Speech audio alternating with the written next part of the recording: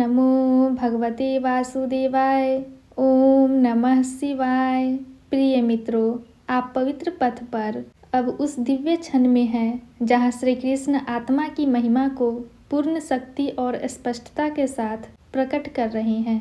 अब वे केवल तर्क नहीं दे रहे, वे अर्जुन के भय को चारों दिशाओं से काट रहे हैं। श्लोक 23। आत्मा को न शस्त्र काट सकते हैं, न अग्नि जला सकती है, न जल इसे भिगो सकता है और न वायु इसे सुखा सकती है। मित्रों, ध्यान दीजिए, कृष्ण यहाँ 4 तत्वों का उल्लेख करते हैं। शस्त्र हिंसा का प्रतीक, अग्नि विनाश का प्रतीक, जल परिवर्तन का प्रतीक, वायु क्षय का प्रतीक। ये चारों भौतिक जगत के प्रमुख माध्यम हैं जिनसे वस्तुएं नष्ट होती हैं, लेकिन कृष्ण कहते हैं आत्मा इन सब से परे है। शस्त्र शरीर को काट सकता है, आत्मा को नहीं। अग्नि शरीर को जला सकता है, आत्मा को नहीं। जल शरीर को भिगो सकता है, आत्मा को नहीं। वायु शरीर को सुखा सकती है, आत्मा को नहीं। मित्रों, यह केवल काव्यात्मक वर्णन नहीं है, यह एक घोषणा है। आत्मा पदार्थ नहीं है, वह तत्वों से बनी नहीं है, इसलिए तत्व उसे नष्ट नहीं कर सकते। अर्जुन का भय शरीर के नष्ट होने का था। कृष्ण उसे बता रहे हैं जो तुम वास्तव में हो वह अछूता है।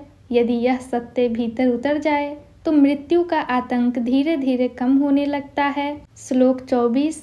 यह आत्मा न काटी जा सकती है, न जलाई जा सकती है, न भिगोई जा सकती है और न सुखाई जा सकती है। यह नित्य सर्वत्र व्याप्त अचल और सनातन है। मित्रों, अब कृष्ण उसी सत्य को और दृढ़ करते हैं। पहले उन्होंने कहा शस्त्र काट नहीं सकता, अब कहते हैं आत्मा काटी ही नहीं जा सकती। यह अंतर सूक्ष्म है लेकिन गहरा है। आत्मा न केवल अविनाशी है, वह अविकार भी है। फिर वे उसके गुण बताते हैं। नित्य जो सदा है, सर्वत्र व्याप्त जो हर जगह है, अचल जो हिलता नहीं, सनातन जो अनादि है। मित्रों, आत्मा का यह स्वरूप समझना ही सांख्य योग है।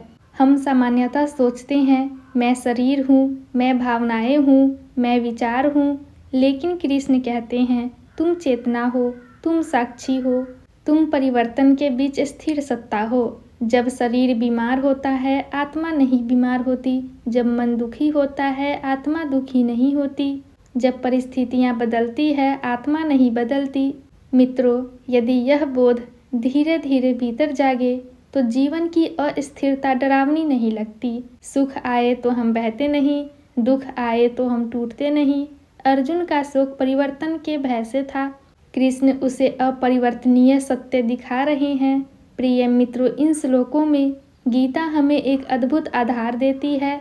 तुम शरीर नहीं हो, तुम अनुभव नहीं हो, तुम शाश्वत चेतना हो। जब यह समझ गहराई से बैठती है, भय कम होता है, मुंह ढीला पड़ता है और कर्तव्य स्पष्ट हो जाता है। अब आगे कृष्ण बताएंगे आत्मा अदृश्य है, अचिंत्य है और अविकार है, इसलिए शोक करना उचित नहीं। और वहीं से अर्जुन का मन स्थिर होने लगेगा। पवित्र पथ के साथ बने रहिए। गीता अब आत्मा की और भी सूक्ष्म महिमा आपके सामने प्रकट करेगी। ओम शांति शांति शांति।